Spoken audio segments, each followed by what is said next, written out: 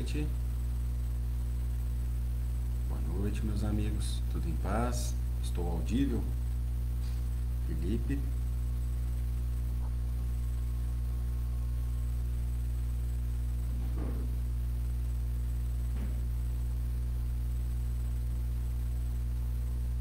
Boa noite. Em breve iremos dar início aos nossos estudos. Se há alguém aí, por gentileza, me responda se eu estou audível.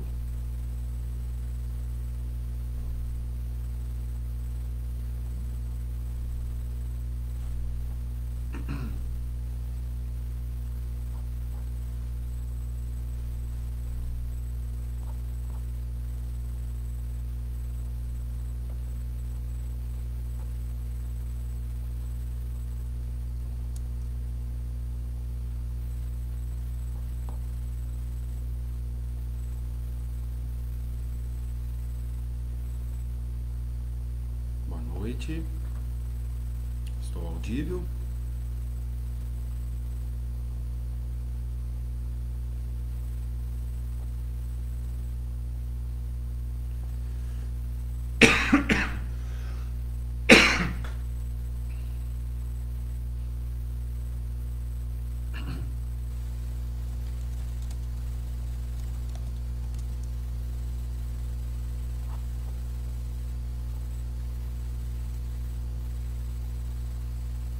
Já iremos começar os nossos estudos.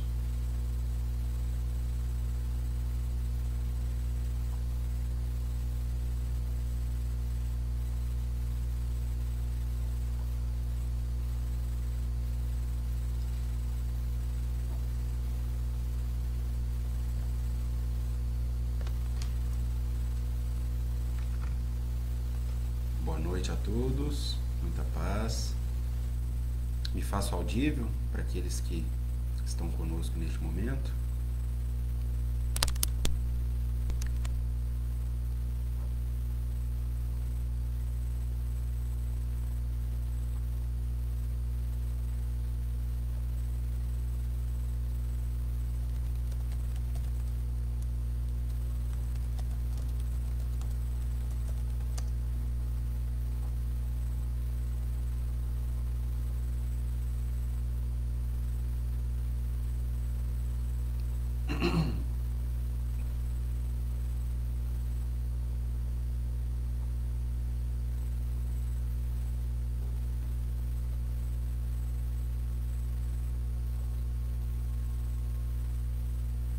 Já a gente vai dar início ao nosso estudo.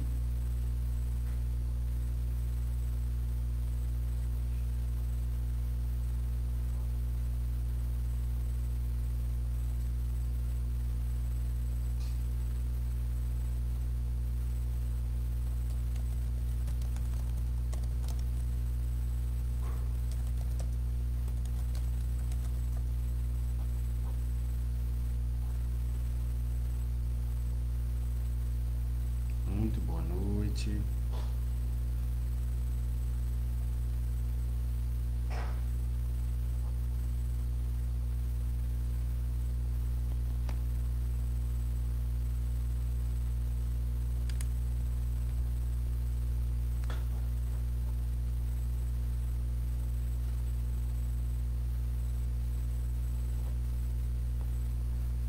Bom, meus irmãos, vamos começar o nosso estudo, dando sequência no projeto da Fraternidade Espírita Jesus Amigo. Aqueles que por acaso estiverem aí, se puderem nos dar um feedback, será de grande valia com relação ao áudio, se estão conseguindo me escutar.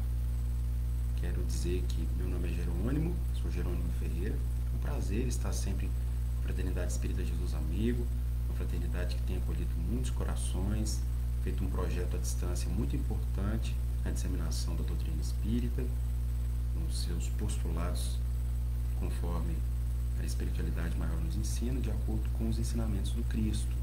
Então nós gostaríamos aqui de deixar registrados o nosso prazer, a nossa alegria, a nossa gratidão, estarmos unidos ainda que virtualmente. E também convidarmos a todos aqueles que possam participar conosco para eventuais trocas e interações, colocar suas posições para que a gente consiga entender melhor aquilo que o Cristo vem nos ensinando.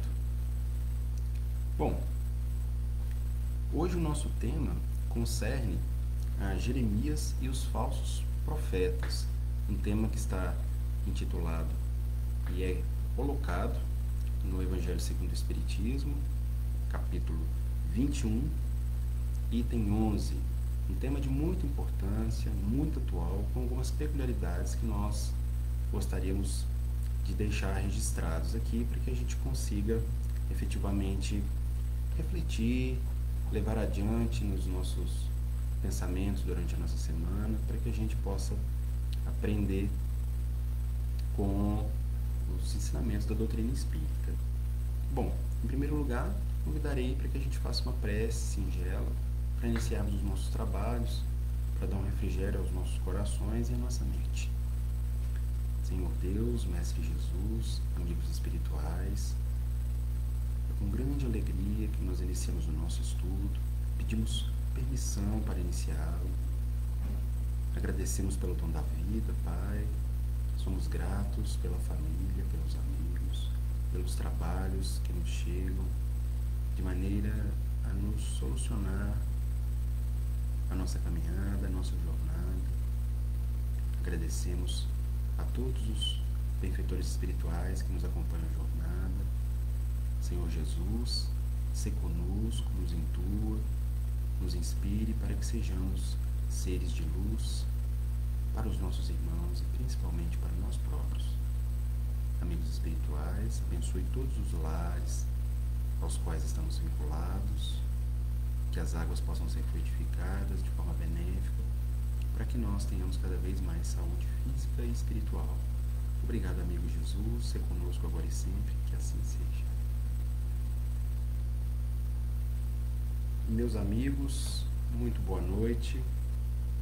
Nessa sexta-feira, nós queremos aqui deixar registrado o nosso estudo para que nós consigamos refletir um pouco mais acerca da doutrina espírita. Hoje nós vamos falar de Jeremias e os falsos profetas. Vou pedir licença para que a gente leia o excerto, um pequeno trecho do Evangelho, para que a gente consiga entender, dimensionar melhor esse estudo, que está no item 11 do capítulo 21 do Evangelho segundo o Espiritismo.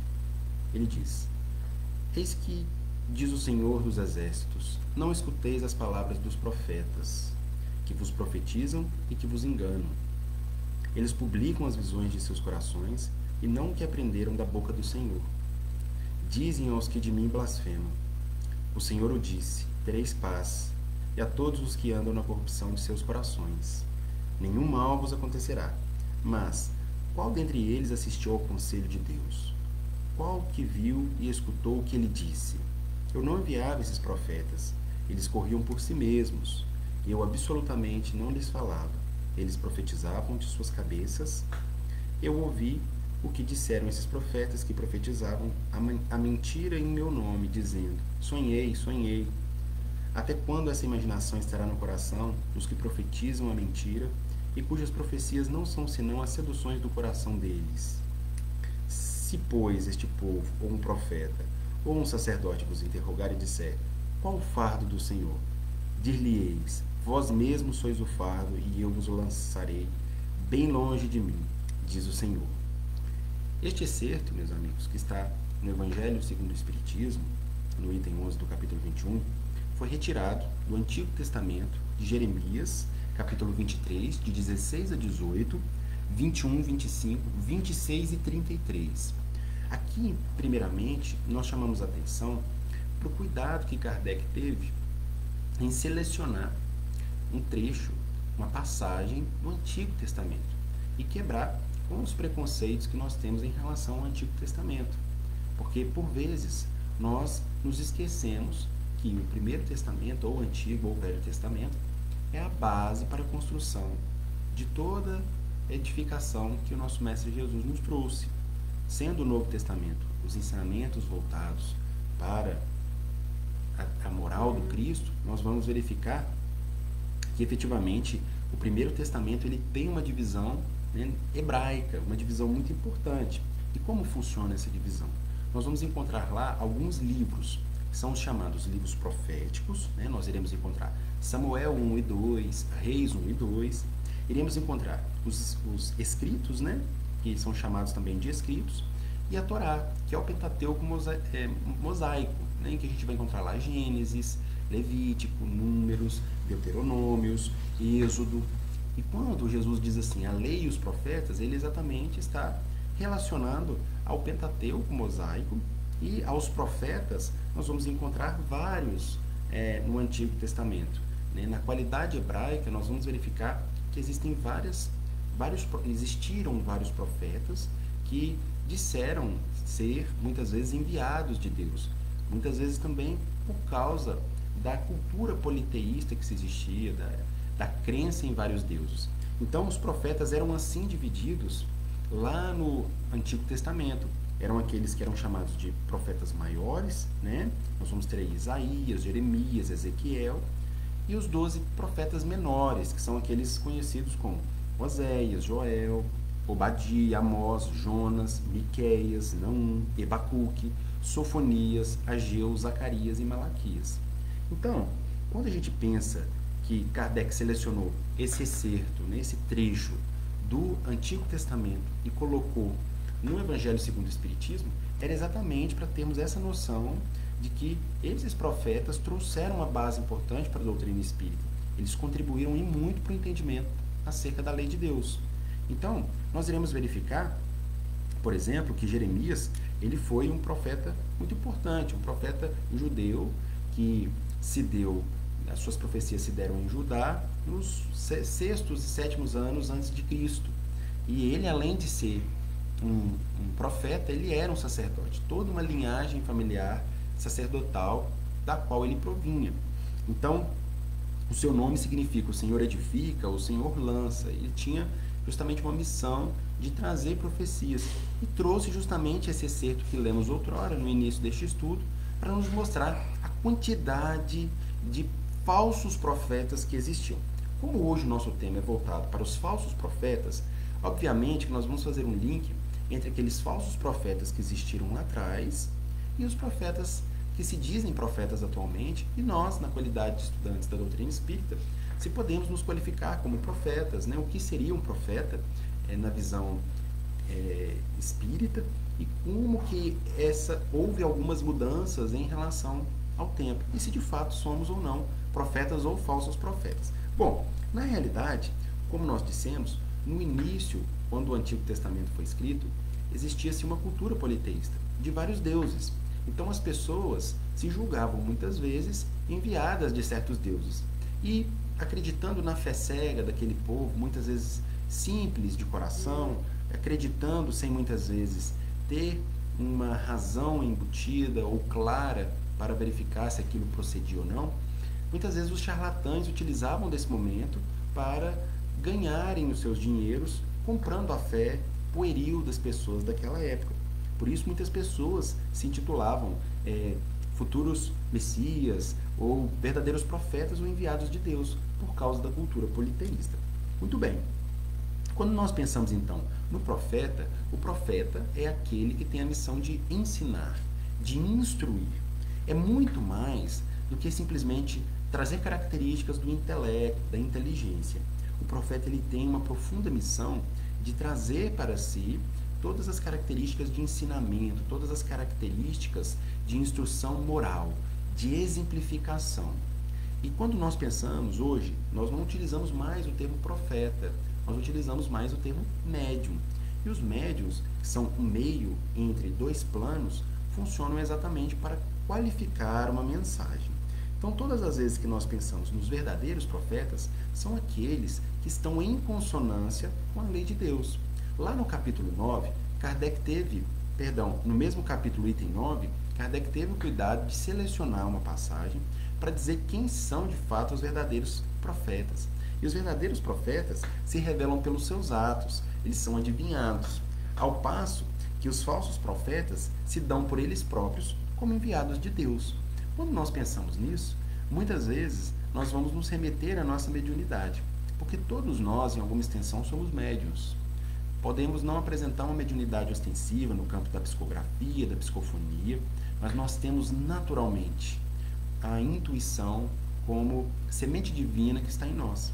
E essa intuição pode ser cada vez mais intensificada, potencializada para o entendimento dos alvitres espirituais que recebemos, de forma que a gente entenda melhor as mensagens que se nos chegam do alto e assim aplicá-las aqui. Essa intuição nos coloca a todos como uma condição de médiuns. E dentro dessa perspectiva, dessa temática, nós podemos avaliar a qualidade da nossa mediunidade. Quando nós temos uma mediunidade mais ostensiva ou mais intuitiva, nós temos que pensar qual a qualidade dessa minha intuição, dessa minha comunicação. Eu acredito em todas as informações que me chegam, eu sou portador de uma verdade ou de uma mentira, ou de uma meia-verdade. Eu acredito em tudo que me passa, que me chega passivamente, ou efetivamente eu faço uma avaliação com critérios, tal como o Espiritismo nos ensina. E nós vamos verificar que o Espiritismo tem uma função muito importante no tocante à mediunidade, que é a função de moralizá-la, de torná-la uma função social, de trazer a todos nós benefícios. O profeta, quando ele tem essa missão de instruir, ele efetivamente faz com que nós tenhamos uma autorreflexão, no sentido de promoção do próprio bem.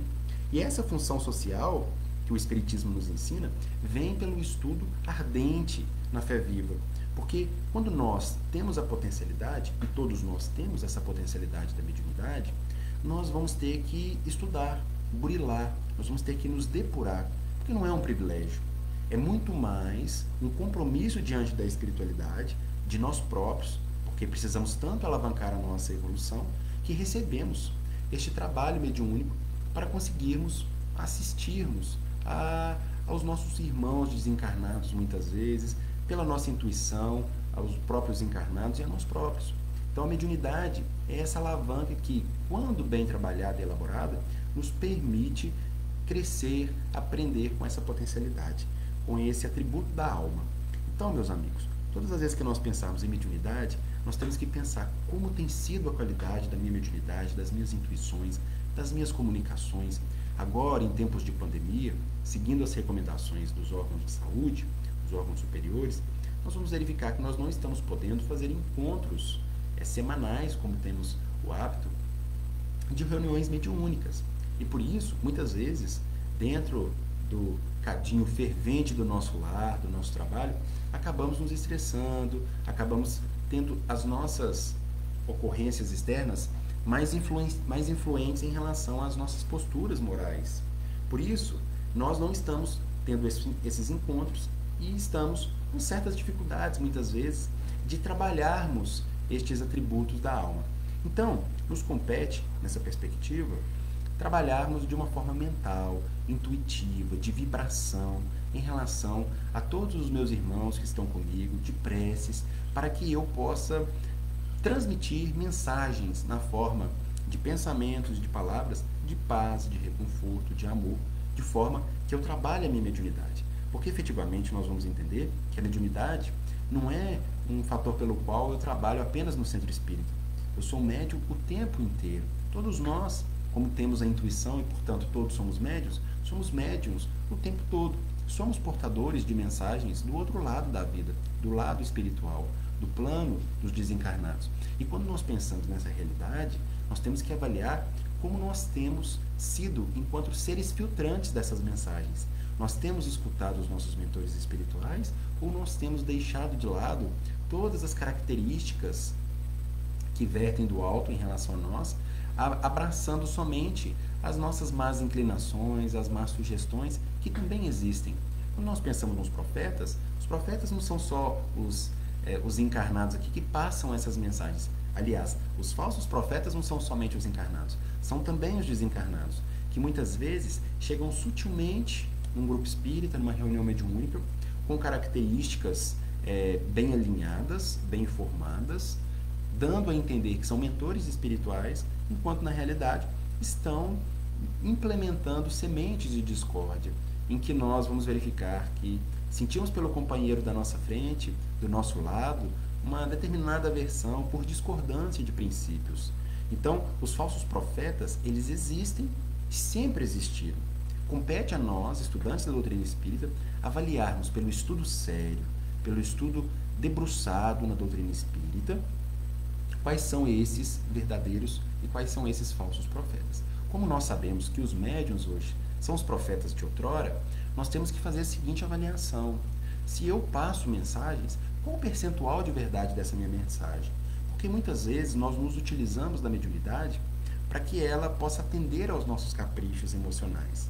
Nós pensamos na mediunidade de uma forma muitas vezes interesseira, de forma que ela possa beneficiar o meu ego. E isso não diz respeito à doutrina espírita. A doutrina espírita nos ensina o novo modo de enxergar os ensinamentos de Jesus para que nós consigamos fazer a mudança interna. Mas muitas vezes nós fazemos o processo contrário. Nós queremos pegar a doutrina espírita e adequá-la ao nosso modo de vida. Então nós queremos naturalizar erros. Buscamos os nossos erros e buscamos argumentos no Evangelho de Nosso Senhor Jesus Cristo para qualificar os nossos erros. Quantos não foram esses equívocos no decorrer da história, quando nós analisamos, por exemplo, o decurso de todas as cruzadas que existiram, a busca, o suor, o sangue derramado em relação aos nossos irmãos em nome de Jesus, enquanto Cristo não veio pregar nenhuma guerra, ele veio pregar paz, ele veio pregar para todos nós o autoconhecimento, a exemplificação viva. E nesse ponto, ele, como médium de Deus, um médium maior, porque já não há mais espíritos que possam, nessa condição aqui na Terra, por ele ser o espírito mais puro que estava aqui na Terra, e está conosco, né, no outro plano da vida, não há nenhum espírito que possa lhe dar recomendação, a sua comunicação é direta com Deus. Portanto, ele é médium de Deus. E nessa perspectiva, quando nós imaginamos exatamente Jesus aqui, ele deixou de transmitir a mensagem para ser a mensagem. Essa é a verdadeira característica do profeta. É aquele que vivencia a mensagem.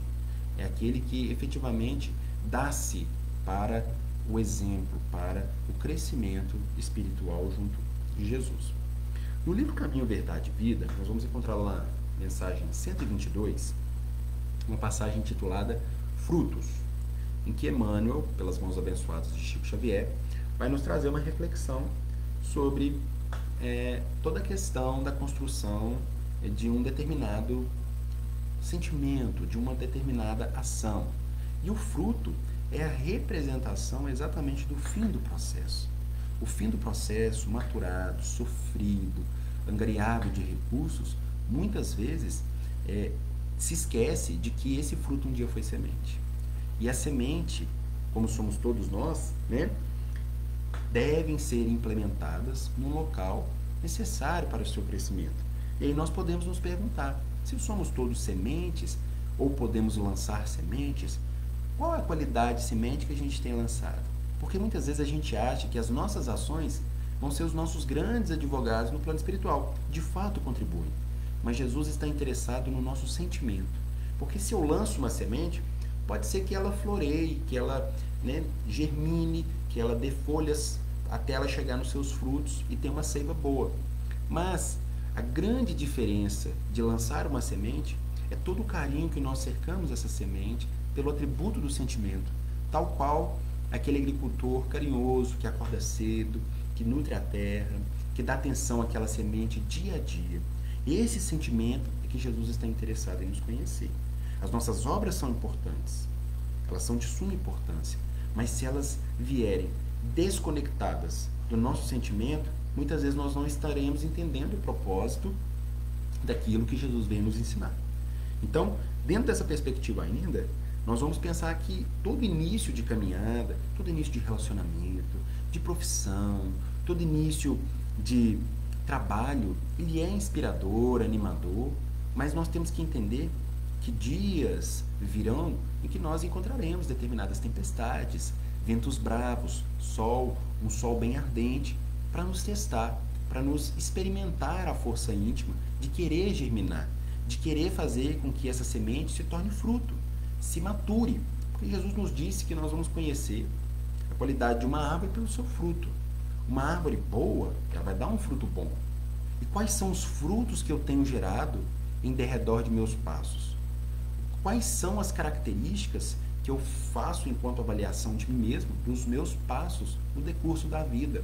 Porque Santo Agostinho nos ensina que todas as noites antes de dormirmos, podemos fazer uma meditação no sentido de pensar o que eu fiz de melhor hoje, que foi bem melhor do que ontem, o quanto eu melhorei. Mas essa é uma avaliação muito subjetiva, por isso ele coloca outros critérios para que a gente avalie. Essas minhas características do dia, o meu dever foi cumprido? Ele se pergunta isso. E depois, eu feri alguém? Porque muitas vezes a gente pode ferir uma pessoa sem ter o conhecimento de que estamos ferindo. Porque dentro da nossa perspectiva, que ainda é limitada, nós agimos de uma maneira que nós acreditamos estar certa. Mas muitas vezes as pessoas, pelos seus códigos de ética e moral, não entendem dessa forma. Por isso, é sempre bom meditarmos não só nos nossos passos, nas nossas ações, mas na qualidade de sentimentos e intenções que direcionamos ao próximo. Porque muitas vezes, aquilo que nós chamamos de benefício, nós podemos estar gerando um malefício, né? Sempre dialogando com aqueles que nos estão próximos, em preces, para que a gente consiga atingir um objetivo de paz. E dentro dessa perspectiva, falando dos falsos profetas, aqui já nos compete fazermos a reflexão. Será que efetivamente, plantando as sementes corretas, nos aderindo aos trabalhos que nos competem, nós estamos sendo falsos profetas? Nós temos avaliado as nossas posturas por qual prisma? Nós temos buscado adequar a doutrina espírita ao nosso modo de vida, ou temos adequado o nosso modo de vida à doutrina espírita? Porque são coisas diferentes. Por vezes nós buscamos trazer até mesmo os argumentos de Jesus para a nossa vida de uma forma que ele justifique os nossos erros. Enquanto Cristo, a sua mensagem é claríssima. É uma mensagem de busca de autoconhecimento. Então, ele para nós é o maior representante, o espírito mais perfeito que Deus tem deixado aos homens, conforme pergunta 625 do Livro dos Espíritos. E essa percepção de Jesus, o nosso irmão maior, ele vai nos ensinar exatamente que nós temos momentos diferentes na nossa vida. Muitas vezes nós estamos inseridos na multidão. Depois nós somos compelidos a passar para o individual, na forma de ser em solitude. Depois nós podemos passar ou se candidatar a sermos discípulos, para depois, quem sabe, depois de muito esforço, nos transformarmos em apóstolos, para termos uma consciência bem no futuro crística, porque atualmente nós ainda temos uma consciência muito mais humanizada do que cristianizada. Emmanuel vai nos dizer isso lá no livro A Caminho da Luz, que nós ainda não aprendemos a nos cristianizarmos. Nós ainda precisamos trazer o Cristo para a nossa vivência, não de uma maneira deturpada, porque assim estaremos sendo falsos profetas, conforme Jeremias nos trouxe, mas sermos profetas na medida em que mostramos as nossas mensagens vivas pelo exemplo de Jesus. E é um pouco disso que nós queremos dizer hoje, né? Essa passagem que o Espírito Luo, Espírito Protetor, nos trouxe lá em 1861, na codificação de Kardec, quando se diz assim na mensagem: eu ouvi esses profetas que profetizavam a mentira em meu nome, dizendo, sonhei, sonhei. Isso indicava um meio para que eles pudessem explorar a confiança daqueles que eram mais ingênuos na sociedade. E quantas vezes nós, querendo conquistar questões pessoais, por interesses íntimos, a nossa mediunidade em benefício disso. Então, aqui nos fica essa reflexão muito importante, né? Como temos lidado com a nossa mediunidade, como temos esclarecido os nossos companheiros, como a gente tem adequado todo o nosso padrão do Evangelho à nossa vida. Mais adiante, nós vamos verificar que na pergunta 622 do Livro dos Espíritos, Kardec também teve o cuidado de fazer uma pergunta aos benfeitores da luz. Ele disse assim, ele indagou dessa forma: confiou Deus a certos homens a missão de revelarem a sua lei? Eles respondem: indubitavelmente, com certeza, sem dúvidas. Em todos os tempos, houve homens que tiveram essa missão. São espíritos superiores que encarnam com o fim de fazer progredir a humanidade. Curiosamente, nós vamos verificar que ele utiliza aqui o termo encarnar e não reencarnar. Porque reencarnar é a repetição, é a entrada várias vezes do espírito no invólucro carnal. A encarnação nos dá a ideia de ser talvez a primeira vez naquele local. E se eles vêm com essa missão, muitas vezes eles não tiveram o seu processo evolutivo aqui na Terra, por exemplo, que é o orbe de nosso interesse, é o globo de nosso interesse, onde está se dando a nossa evolução. E estes profetas que aqui vêm para alavancarem todo o processo evolutivo da Terra, vêm com essa missão certa, com baixas chances de errarem, porque na maior parte das vezes já conseguiram implementarem nas suas consciências o dever bem cumprido, a alegria de servir com Cristo. E nós, por nossa vez, ainda titubeamos, ainda temos dúvidas com relação às nossas pequenas missões, porque nós temos pequenas missões. Talvez a pequena missão da nossa vida, da nossa existência, que não é tão pequena assim, é termos os nossos filhos, é cuidarmos dos nossos filhos, educá-los, aceitar as pessoas que estão na qualidade de nossos cônjuges, aceitar o afastamento do pai e da mãe, aceitar os filhos problemas, o emprego que é desafiador. Talvez essas sejam as nossas pequenas missões em que ali nós poderemos ser pequenos profetas, em que estaremos exemplificando a verdade do Cristo.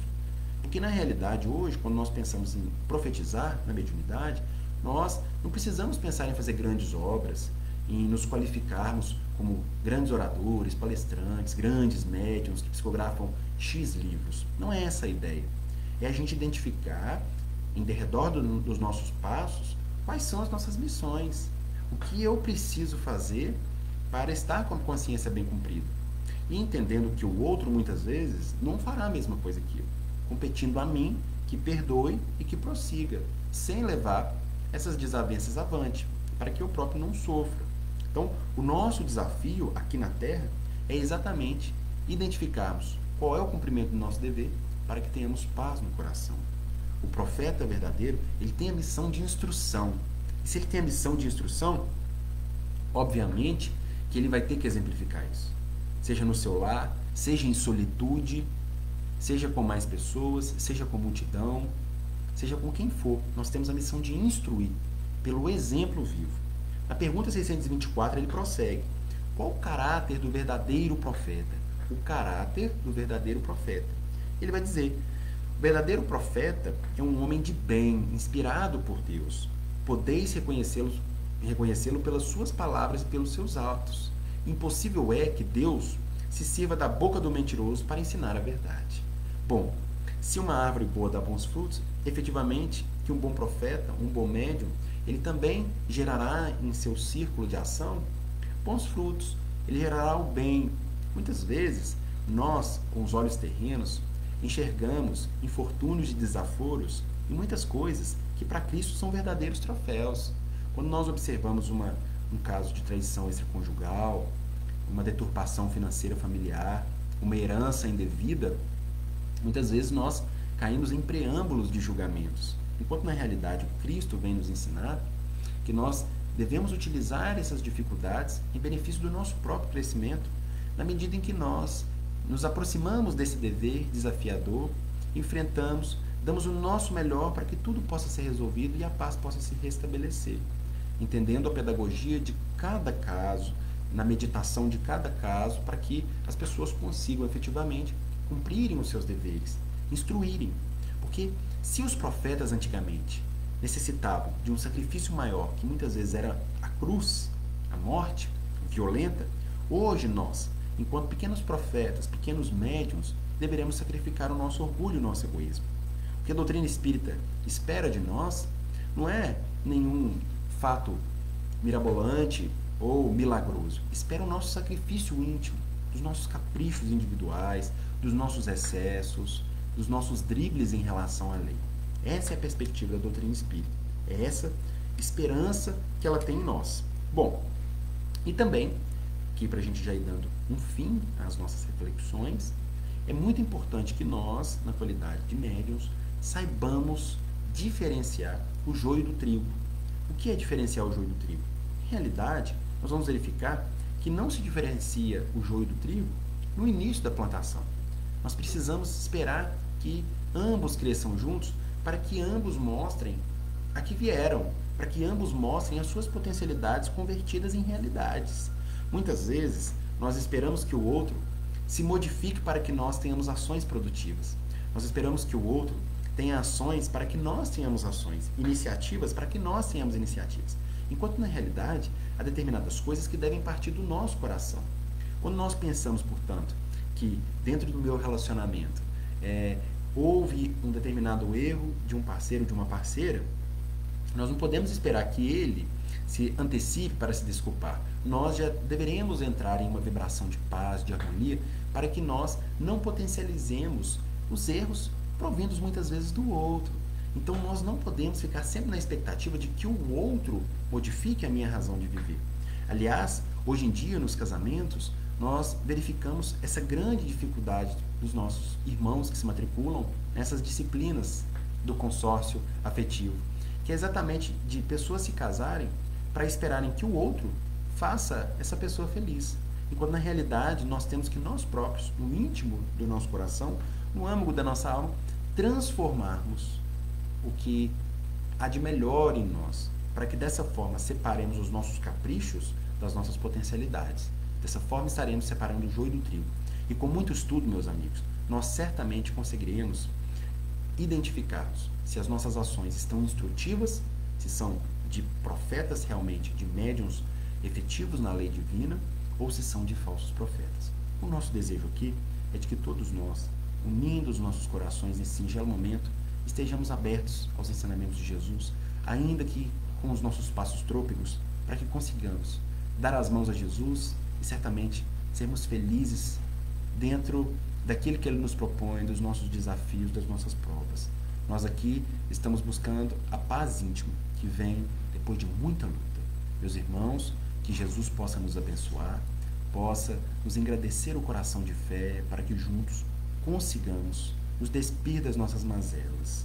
Que Jesus nos fortaleça os passos. Nós agradecemos, Senhor, tantas bênçãos derramadas, e que o planeta Terra possa ser abençoado pelo amor do Pai, instruído pela sabedoria de Jesus, toda a espiritualidade amiga que possa nos instruir, adentrar em nossos lares, transformando os nossos corações, abençoando-nos, protegendo-nos de nós mesmos, para que juntos façamos da Terra um lugar cada dia mais feliz do que já é para se viver. Obrigado, Senhor. Graças a Deus. Meus irmãos, muita paz a todos. Que Jesus nos abençoe. Um grande abraço. Até a próxima.